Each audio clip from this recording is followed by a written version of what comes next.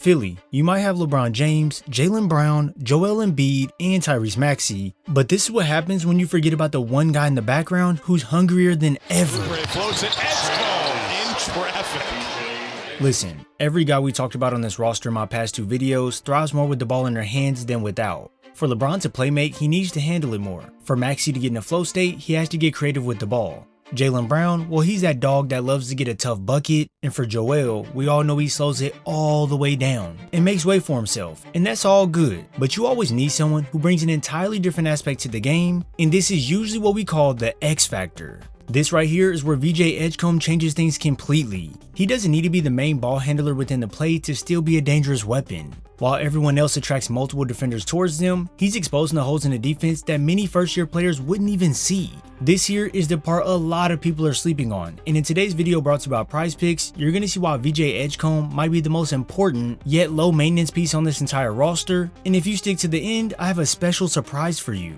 Now look, this is the most obvious part me and you both know. The gravity of everyone else on this floor will be massive compared to VJ's, so this is going to give him tons of opportunities to place himself in the perfect spot within the offense. I mean, look at this action here. This is Maxey alone on the court with no Jaylen Brown, no LeBron James, and no Embiid either.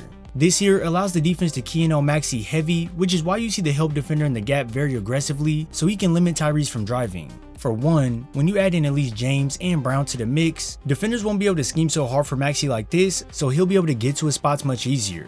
But for the times where the defense does defend him like this and leaves VJ wide open, this is where he can destroy teams night in and night out.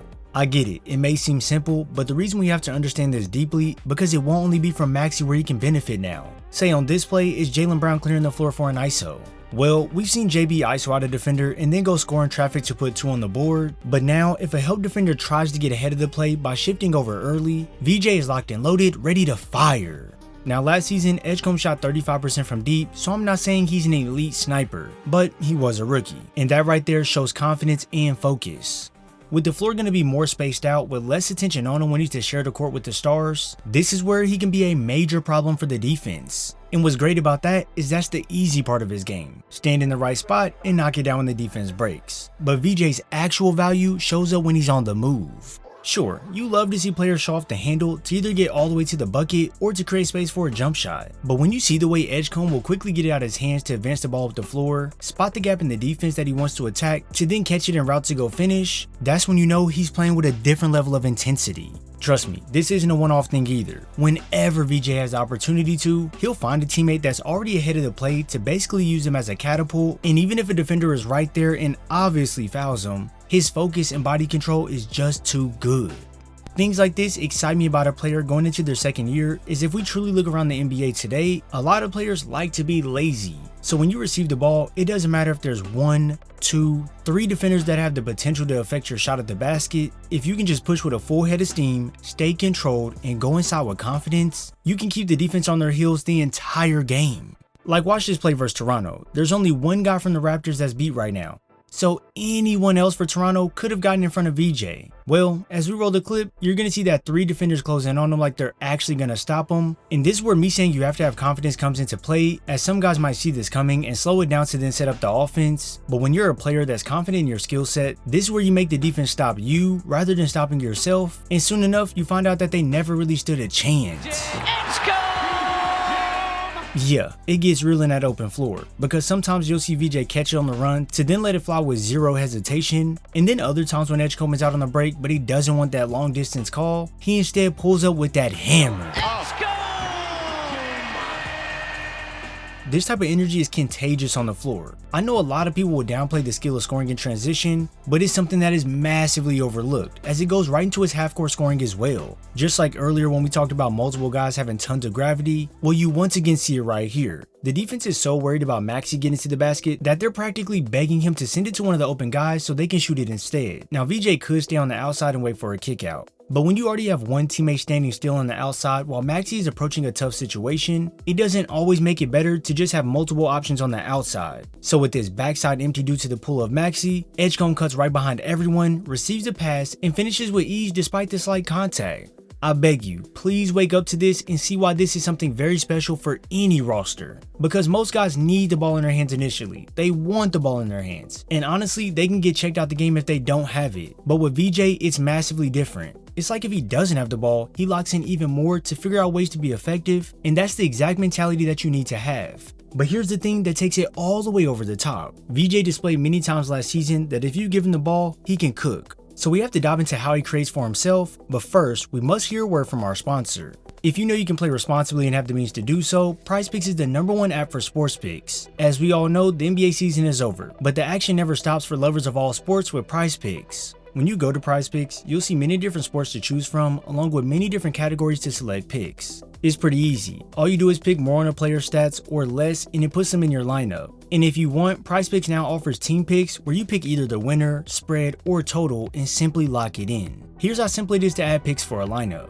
For example, Aaliyah Boston for over 15 points? Yeah, I like that. Sabrina for over 19? Yeah, I want that as well. And then after going through and locking in more picks, I can finalize my lineup, sit back, and let the magic happen. And the greatest part about this is that PrizePicks is available in over 40 states, including California, Florida, Texas. And if you sign up for PrizePicks with code HMA, play your first $5 and get $150 in lineups if you win. That's right, PrizePicks just switched up their offer, so there's no better time to join them right now. So lock in, win that first lineup, and that's code HMA at signup to get the $150 in bonus lineups if you win your first $5 lineup. So either download the app or click the link in my description to get started.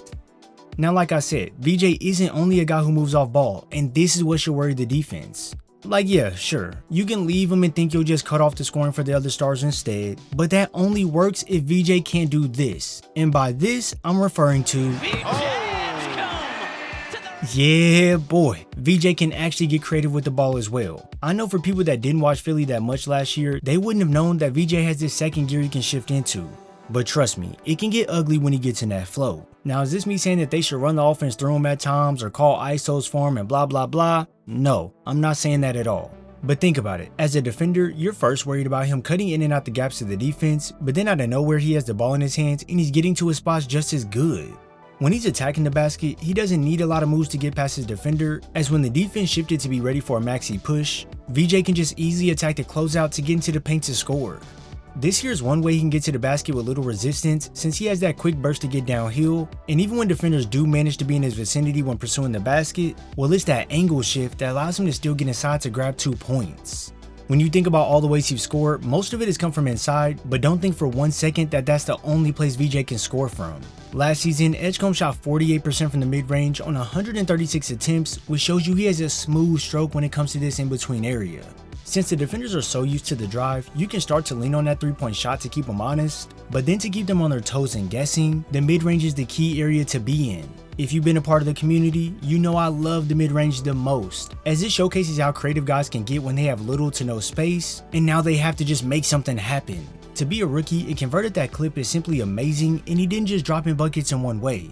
If he needed to use that handle to create separation, well he would do just that to the MVP to then knock it down, and when the game is more calm and in crunch time, he understands how to play with pace and simply not rush things. As he proceeds to use the handle to get to his spots, bump Ingram for separation, and this right here is straight cash. See what I mean? As you watch him operate, you'll see the poise he has and the determination to get to the exact spots he wants, and it's not like he looks out of place when doing so. Now he was just a rookie, so we've seen him get out of control here and there, and for a first year player these things are gonna happen.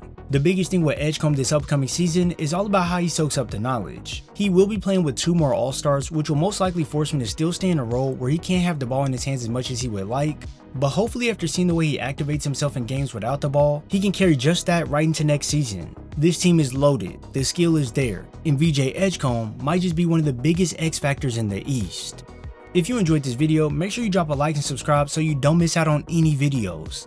Also, if you made it this far, you've unlocked a special VJ Edgecombe rookie card to use in your rec lineup. All you have to do is go to my website whomasteredvl.com, go to the rec, and once in there, you go to YouTube codes and type in VJ Speedrun. That will then unlock a card that goes into your locker, and now you can use them in your lineup to play a season, compete against me, or any member on the site. I look forward to seeing you all and hopefully competing in a game.